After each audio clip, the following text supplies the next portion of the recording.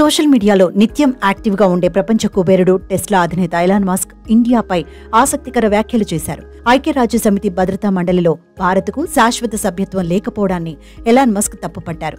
ఐక్యరాజ్యసమితి దాని అనుబంధ సంస్థల్లో మార్పులు అవసరమని మస్క్ కీలక కామెంట్స్ చేశారు. శక్తివంతమైన దేశాలు తమ సభ్యత్వాన్ని వదులుకోలేకపోతున్నాయని విమర్శించారు. ఇటీవలి యుఎన్ఓ భద్రతా మండలిలో శాశ్వత సభ్యత్వంపై UNO secretary general Antonio Guterres social మీడియాలో పోస్ట్ చేశారు. భద్రతా మండలిలో ఏ ఆఫ్రికా దేశానికి శాశ్వత సభ్యత్వం లేకపోవడంపై ఆందోళన వ్యక్తం చేశారు. అంతర్జాతీయ సంస్థలు నేటి ప్రపంచాన్ని ప్రతిబింబించేలా ఉండాలని 80 ఏళ్ల కిందటి మాదిరిగా ఇప్పటికీ కొనసాగకూడదని అభిప్రాయం వ్యక్తం చేశారు. ఆంటోనియో గుటెరస్ ట్వీట్తో భద్రతా మండలిలో దేశాల శాశ్వత సభ్యత్వంపై ప్రపంచవ్యాప్తంగా చర్చ మొదలైంది.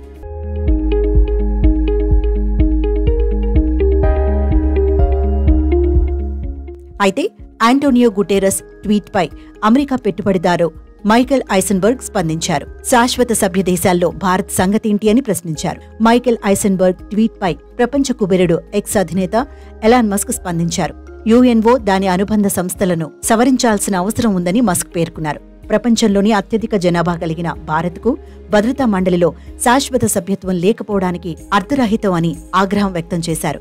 శక్తివంతమైన దేశాలు తమ స్థానాలను వదులుకునేందుకు ఇష్టపడకపోవడమే అసలు సమస్యని ఆఫ్రికా యూనియన్కు సమిష్టిగా ఒక శాశ్వత సభ్యత్వం ఇవ్వాలని అభిప్రాయపడ్డారు. ప్రపంచ శాంతి స్థాపనే లక్ష్యంగా 1945లో యుఎన్ఓ ఆవిర్భవించింది. దీనికి అనుబంధంగా భద్రతా మండలి ఏర్పడి 7.5 దశాబ్దాలు దాటిపోయింది. నాటి నుంచి ఇప్పటి వరకు భద్రతా మండలిలో మాత్రం ఎలాంటి మార్పులు చోటు చేసుకోకపోవడం గమనార్హం.